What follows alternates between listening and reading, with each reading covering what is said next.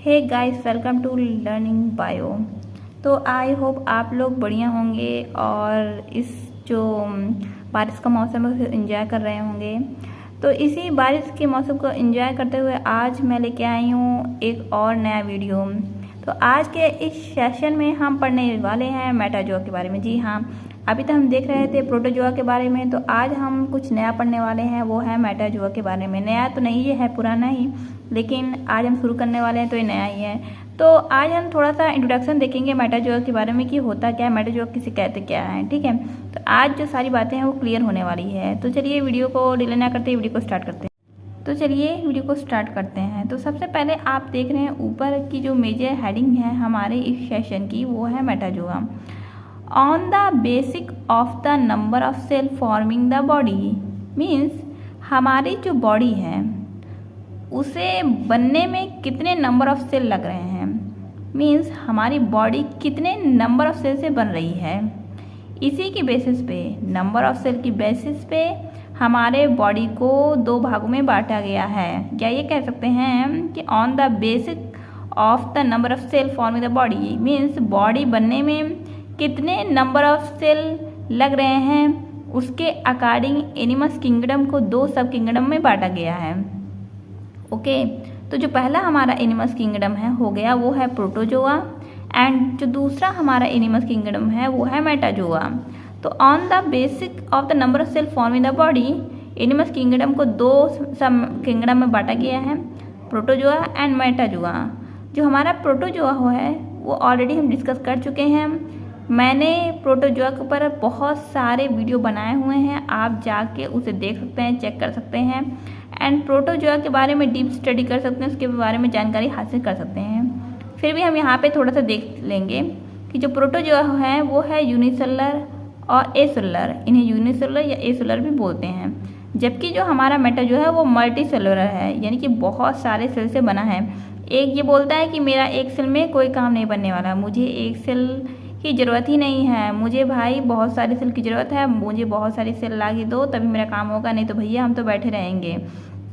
But जो हमारा protozoa है वो बोलता है नहीं भाई, हम तो भाई सीधे साधे से आदमी हैं, हमें एक सेल दे दीजिए, हम उसी में अपना सारा काम निपटा लेंगे, जो भी है आप अपना देखिए हम अपना देखते हैं। तो ऐसा ही कुछ ये दो भाइयों के बीच में है बात, प्रोटोजोआ एंड मेटाजोआ। प्रोटोजोआ का सारा काम एक ही सेल में हो जाता है, जबकि मेटाजोआ का काम ऐसा नहीं होता है।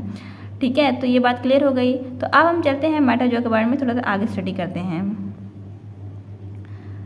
Multicellular animals are cellular animals या सिंपली एस एनिमल्स भी कहते हैं। इन्हें मल्टीसेलुलर एनिमल्स कहते हैं क्योंकि भाई इनको तो काम के लिए बहुत सारे सेल्स की ज़रूरत है, या इन्हें सेलुलर एनिमल्स भी कहते हैं क्योंकि जब भाई इतने सारे सेल्स की ज़रूरत पड़ रहे हैं तो इसे ए सेलुलर तो बोल नहीं सकते, इसको सेलुलर बोलते हैं, सेलुलर एनिमल्स, या इसे सिंपली हम कह सकते हैं एनिमल। यानी कि अगर थोड़ा सा हाईटेक जाए तो मल्टीसेलुलर, थोड़ा सा नीचे आएंगे तो सेलुलर एनिमल्स, और थोड़ा सा नीचे आ जाते हैं तो इसे एनिमल्स कहते हैं। सिंपली हम इसे एनिमल्स कह रहे हैं। और हम अगर किसी भी एनिमल्स को देखते हैं तो वो मल्टीसेलुलर ही है, आप उसे आँख से देख रहे हैं भाई, उसकी एक्टिविटी को देख रहे हैं, तो इसके मतलब बहुत सारे सेल से मिलकर बने हैं, तभी उसकी शरीर इतनी लार्ज है, शेप साइज उसका कितना बड़ा है, इसलिए हमें वो आँख से दिख रहा है, इसलिए हमें एनिमल्स बोल रहे हैं। विच डेवलप फ्रॉम एम्ब्रियो, और वो किससे बना है, एम्ब्रियो से बना है।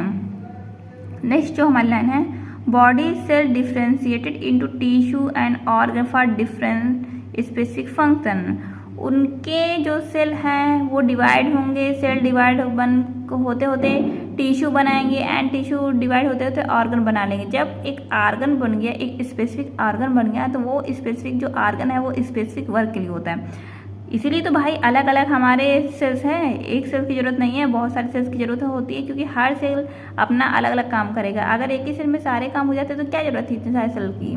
तो इसीलिए तो ज़रूरत है ना हमें अलग अलग सेल्स की, क्यों अलग अलग ऑर्गन बना रहे हैं और हर ऑर्गन का अपना स्पेसिफिक फंक्शन है। ओके, बट अगर हम पोरीफेरेंस की बात करें, पोरीफेरा में जो एनिमल्स आते हैं उनकी बात करें तो सेलुलर ग्रेड ऑफ ऑर्गेनाइजेशन है, यानी इनकी जो बॉडी का ऑर्गेनाइजेशन है वो सेल लेवल पे है।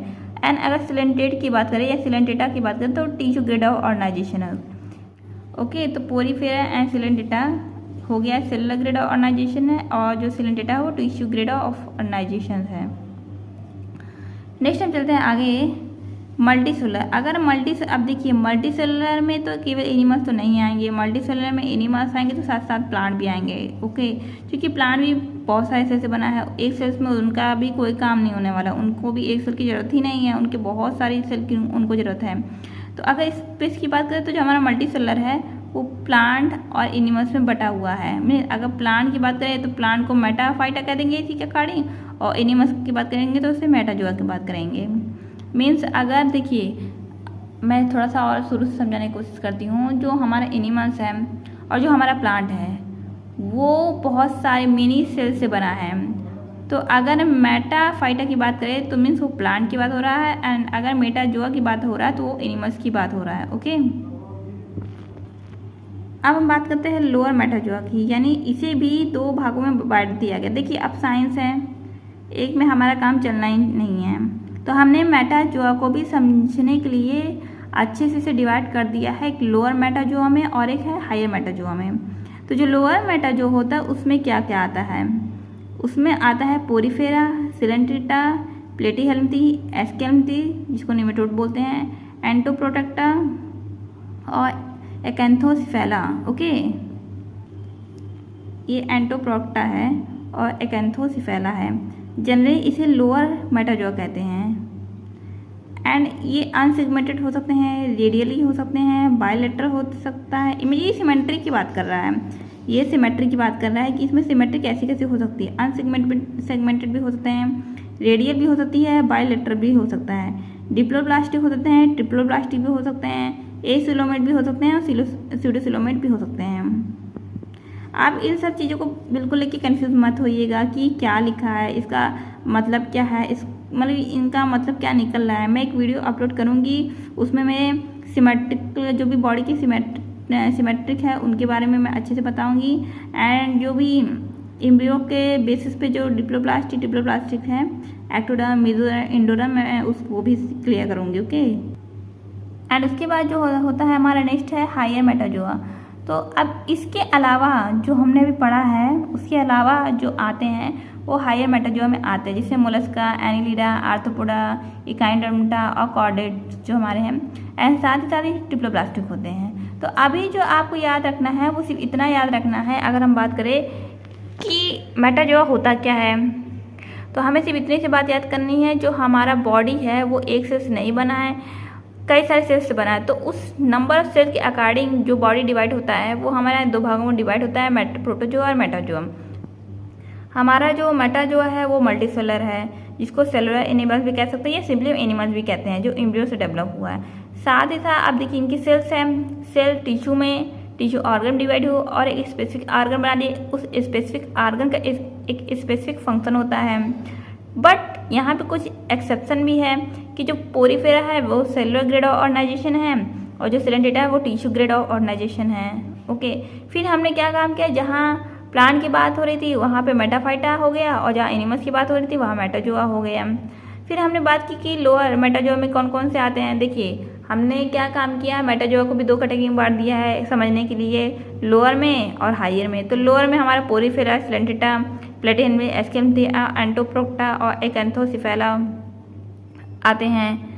और इनकी अगर बात सिमेट्रिकली की बात करें, अगर हम इनके बॉडी को कितने भागों में मतलब किस अकॉर्डिंग कट कर सकते हैं, डिवाइड कर सकते हैं टू पार्ट में, तो रेडियल हो गया, बायलेटरल हो गया, एंड डिप्लोब्लास्टी, ट्रिप्लोब्लास्टी, एसिलोमेट, स्यूडोसिलोमेट आते हैं इसमें। अगर हायर की बात करें हम तो हायर में Mollusca, Annelida, arthropoda, Echinodermata, chordates और डिप्लोब्लास्टिक होते हैं। तो बस बहुत छोटा सा इंट्रोडक्शन था ये।